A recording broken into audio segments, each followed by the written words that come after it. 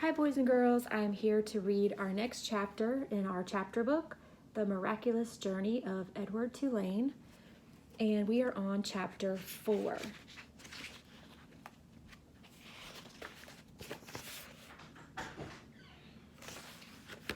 Alright, so we left off chapter 3 with Edward and Abilene going to bed, and Pellegrina, Abilene's grandmother, is telling them a story. And so chapter 3 ends like this. And the story begins with a princess. A beautiful princess? Abilene asked. A very beautiful princess. How beautiful? You must listen, said Pellegrina. It is all in the story. Chapter 4. Once there was a princess who was very beautiful. She shone as bright as the stars on a moonless night. But what difference did it make that she was beautiful? None. No difference. Why did it make no difference? Asked Abilene. Because, said Pellegrina, she was a princess who loved no one and cared nothing for love, even though there were many who loved her. At this point in the story, Pellegrina stopped and looked right at Edward. She stared deep into his painted-on eyes, and again Edward felt a shiver go through him. And so, said Pellegrina, still staring at Edward, what happened to the princess? Said Abilene. And so, said Pellegrina, turning back to Abilene, the king, her father, said that the princess must marry, and soon after this a prince came from a neighboring kingdom, and he saw the princess, and immediately he loved her. He gave her a ring of pure gold. He placed it on her finger. He said these words to her, I love you. But do you know what the princess did? Abilene shook her head. She swallowed the ring. She took it from her finger and swallowed it. She said, that is what I think of love, and she ran from the prince. She left the castle and went deep into the woods. And so what? Said Abilene. What happened then? And so the princess became lost in the woods. And this is a picture of Abilene, Edward laying in bed, and their grandmother, her grandmother Pellegrina, telling the story, and the caption says, because, said Pellegrina, she was a princess who loved no one and cared nothing for love, even though there were many who loved her.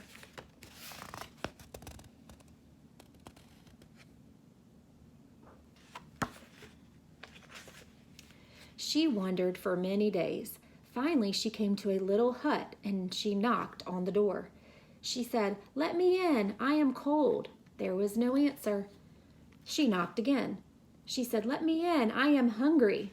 A terrible voice answered. The voice said, enter if you must. The beautiful princess entered, and she saw a witch sitting at the table, counting pieces of gold. 3,622, said the witch. I am lost, said the beautiful princess. What of it? Said the witch. 3,623. I am hungry, said the princess. Not my concern, said the witch. 3,624. But I am a beautiful princess, said the princess. 3,625, replied the witch.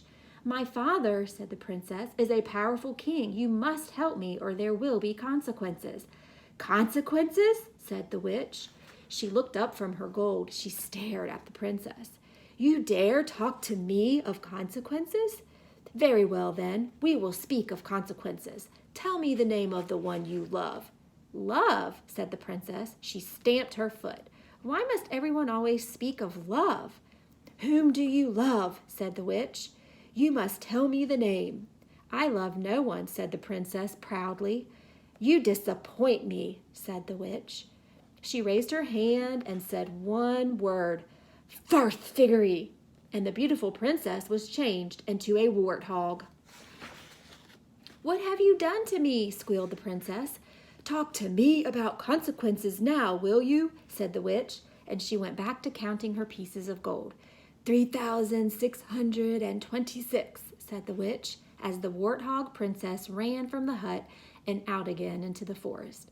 The king's men were in the forest too, and what were they looking for? A beautiful princess. And so when they came upon an ugly warthog, they shot it immediately. Pow! No, said Abilene.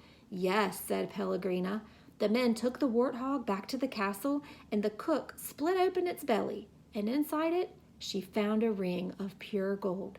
There were many hungry people in the castle that night, and all of them were waiting to be fed. So the cook put the ring on her finger and finished butchering the warthog. And the ring that the beautiful princess had swallowed shone on the cook's hand as she did her work. The end. The end, said Abilene indignantly. Yes, said Pellegrina, the end. But it can't be. Why can't it be? Because it came too quickly. Because no one is living happily ever after. That's why. Ah, and so, Pellegrina nodded. She was quiet for a moment. But answer me this. How can a story end happily if there is no love? But, well, it is late, and you must go to sleep. Pellegrina took Edward from Abilene. She put him in his bed and pulled the sheet up to his whiskers. She leaned close to him. She whispered, "You disappoint me." After the old lady left, Edward lay in his small bed and stared up at the ceiling. The story, he thought, had been pointless. But then, most stories were. He thought of the princess and how she had become a warthog. How gruesome! How grotesque! What a horrible fate! "Edward," said Abilene, "I love you. I don't care how old I get, I will always love you." Yes, yes, thought Edward. He continued to stare up at the ceiling. He was agitated for some reason that he could not name. He wished that Pellegrina had put him on his side so that he might look at the stars. And then he remembered Pellegrina's description of the beautiful princess. She shone as bright as the stars on a moonless night. For some reason, Edward found comfort in these words, and he repeated them to himself. As bright as the stars on a moonless night, as bright as the stars on a moonless night, over and over, until at last the first light of dawn appeared. So what I would like for you to do for chapter 4 is to come up with a good title for this chapter. This is the picture for chapter 4, but each chapter does not have a title given to it. So when you're thinking about your title for the chapter, what you're doing is you're really thinking about what was the main idea. What was the main idea? What was this mostly about? What did the author want you to really learn from chapter 4? And after you come up with a title for chapter 4, I'd like for you to come up with a question. Remember our question stems: who, what, when, where, why, how, what if, how come, what do you think? And type your question. And then I want you to think of what was the most important thing in this chapter, whether it was a phrase or a word or a theme you could come up with. What do you think was the most important thing? I hope you enjoyed chapter 4. I'll see you tomorrow for chapter 5.